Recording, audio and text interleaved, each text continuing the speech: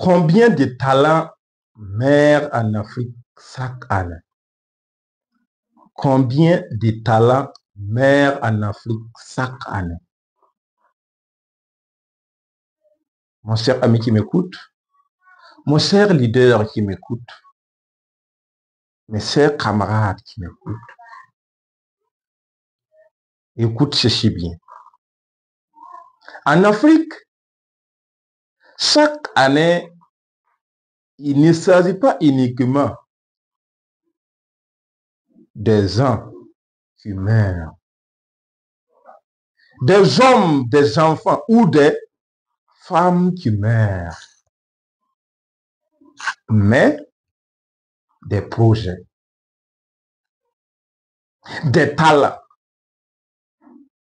des idées révolutionnaires, des missions, des rêves qui se tiennent à petit feu. Pourquoi? Parce qu'on estime qu'environ 10 millions de personnes, des jeunes, des femmes, d'hommes et enfants, arrivent sur le marché chaque année en Afrique, surtout en Afrique francophone. Et là, un problème se pose, dit au système éducatif. Tout simplement parce que le système n'est pas personnalisé. Le système est archaïque, est resté intact. Et on copie mal le colon. Et les États, les médecins dorment dans la lit.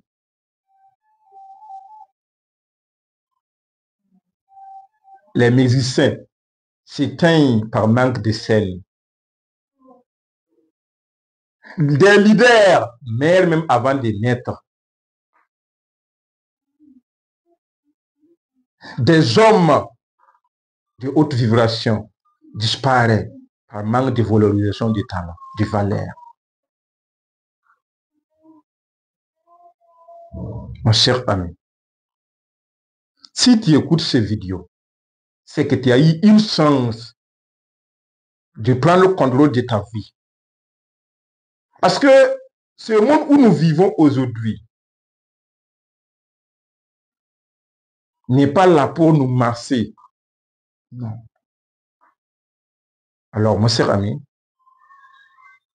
quand tu vas réveiller, quand est-ce que tu réveilleras-tu consciemment? Parce que l'objectif principal de cette vidéo n'est pas juste de te motiver, n'est pas juste de te donner une approximation de la valeur réelle de ceux qui meurent comme rêve en Afrique. Mais, au fait, je veux que tu prennes conscience de la réalité des Africains. Et tu te mets au travail. Réveille-toi consciemment. Sois discipliné dans ce que tu fais. Et lance-toi dans l'auto-éducation. Et tu verras que même s'il y en a d'autres qui vont mourir par manque d'accompagnement, toi, tu t'en sortiras. Parce que ce que nous on oublie ici en Afrique souvent, le problème, ce n'est pas les Africains, les jeunes Africains, je veux dire. Ce n'est pas ceux qui bossent dur pour s'en sortir. Mais souvent, il y a quelque chose qu'on oublie. Il y a quelque chose qui manque à ces jeunes hommes. Un soutien moral, un capital de départ, peut-être même 100 000 même, peut-être 1 million, souvent même 500 000, mais il n'en a pas. Il n'y a pas quelqu'un qui va les donner. Au lieu de le conseiller, de le motiver, de partager votre expérience là-dessus avec lui, vous faites tout pour le décourager. Voici ce qui tue la jeunesse africaine.